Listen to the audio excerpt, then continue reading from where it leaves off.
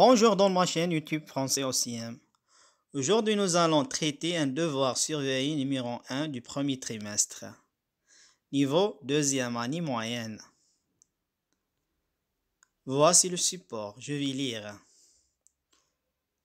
Ali Baba et les 40 voleurs. Il était une fois, dans une ville d'Orient, il y avait deux frères, Qassem riche, avare et égoïste, et Ali Baba pauvre et très honnête. Ali Baba vivait avec sa femme. Il coupait du bois dans la forêt, puis le vendait à la ville. Un jour, qu'Ali Baba coupa du bois, il vit un nuage de poussière, entendit un bruit des chevaux qui s'approchaient de l'endroit où il travaillait. Ali Baba se cacha dans les branches d'un arbre, au milieu des feuilles. 40 voleurs chargés de sacs très lourds descendirent des chevaux. Le chef des voleurs s'approcha d'un rocher, non loin de l'arbre où se cachait Ali Baba, et cria « Sisam, ouvre-toi !» Le rocher tourna sur lui-même et découvrit l'entrée d'une profonde grotte. Au bout d'un moment, les voleurs sortirent de la grotte qui se ferma quand le chef dit « Sisam, ferme-toi !» Ali Baba descendit de l'arbre, alla au rocher et dit de son tour « Sisam, ouvre-toi !» Le rocher s'ouvra. Ali Baba découvrit une grotte pleine de bijoux. Il en prit une grande quantité et entra chez lui. Depuis ce jour, Ali Baba devint riche comme son frère Qassem, conte arabe. Voici les questions maintenant. La première partie est la compréhension de l'écrit. La première question, choisis la bonne réponse. A. Le type de ce texte est informatif, ou bien explicatif, ou bien narratif. B. Ce texte est un conte, ou bien une fable, ou bien une légende. C. Combien de voleurs dans cette histoire? 20 voleurs, ou bien 30 voleurs, ou bien 40 voleurs. Deuxième question. À partir du texte, complète le tableau suivant. La situation initiale, qui, où et quand. C'est-à-dire répond à 6 questions. Troisième question. Que faisait Ali Baba dans la forêt? Quatrième question. Qui sont les personnages de cette histoire? Cinquième question. Réponds par vrai ou faux. A. Qassem était généreux. Vrai ou faux? B. Ali Baba vivait avec ses enfants. Vrai ou faux? C. Ali Baba découvrait une grotte pleine de bijoux. Vrai ou faux? Sixième question. Ali Baba très honnête. Le mot souligné honnête veut dire droit ou bien pauvre ou bien méchant. Choisis la bonne réponse. Septième question relève du texte le contraire du mot pauvre. Huitième question. À partir du texte, relève la formule d'ouverture. Neuvième question. Relève du texte un cécité, c'est-à-dire un complément circonstanciel du temps. Dixième question. Mets les verbes des phrases suivantes à l'imparfait de l'indicatif. La première phrase. Un jour, il décidait de quitter le village. B. Ils découvrirent une grotte pleine de bijoux. C'est-à-dire conjuguer les verbes décider et découvrir à l'imparfait de l'indicatif. Onzième question, donne un titre à ce texte.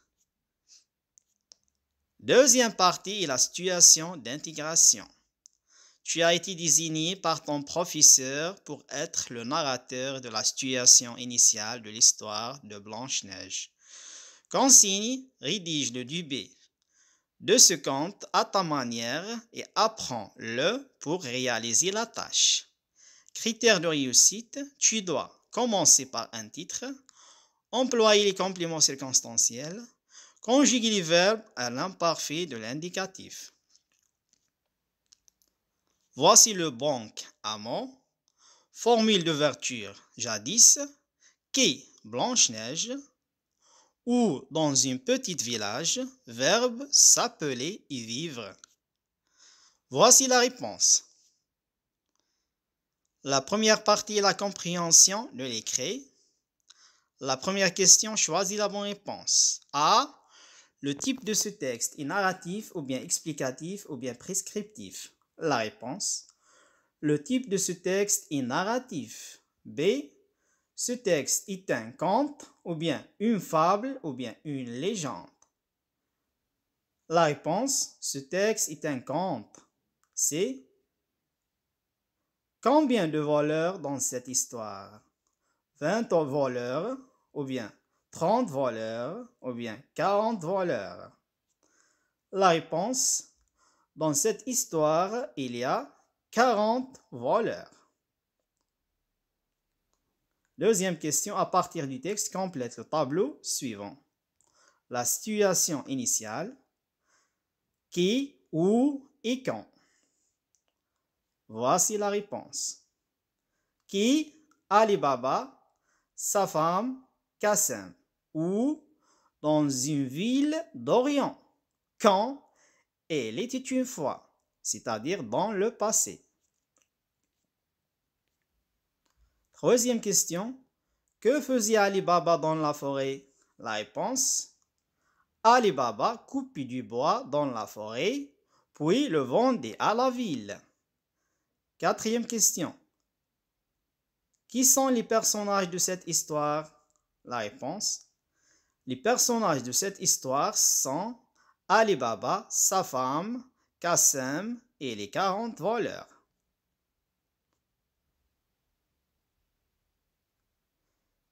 Cinquième question. Réponds par vrai ou faux. A. Qassem était généreux. Vrai ou faux? La réponse est faux. B. Ali Baba vivait avec ses enfants. Vrai ou faux? La réponse est faux.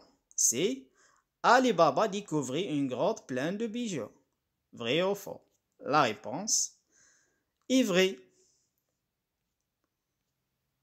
Sixième question. Ali Baba était très honnête. Le mot souligné honnête veut dire droit ou bien pauvre ou bien méchant. Choisis la bonne réponse. La réponse. Le mot souligné honnête veut dire droit. Septième question. Relève du texte le contraire du mot pauvre. La réponse. Le contraire du mot pauvre est riche. Huitième question. À partir du texte, relève la formule d'ouverture. La réponse. La formule d'ouverture de ce conte est « Il était une fois ».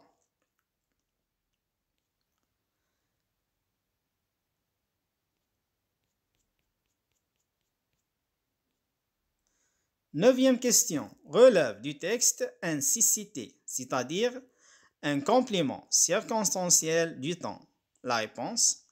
Un complément circonstanciel du temps est « Il était une fois, un jour, depuis ce jour, etc. » Dixième question. Mets les verbes des phrases suivantes à l'imparfait de l'indicatif. La première phrase, un jour, il décidait de quitter le village. B, il avec S découvrir une grotte pleine de bijoux. La réponse. La première phrase, un jour, il décidait, la terminaison a été, de quitter le village. B, il découvrait, la terminaison AENT, une grotte pleine de bijoux. Onzième question. Donne un titre à ce texte. La réponse. Le titre de ce texte est Ali Baba et les 40 voleurs. Deuxième partie, la situation d'intégration. Voici un exemple de rédaction. Jadis, dans un petit village, vivait une petite fille très gentille. Elle s'appelait Blanche-Neige. Elle était si gentille et si douce comme les oiseaux. sans crainte, se poser sur sa main pour y manger du pain. Blanche-Neige avait un visage blanc, des yeux bleus et des cheveux châtains clairs. Elle était calme et courageuse. Merci pour votre attention, mes amis. Au revoir.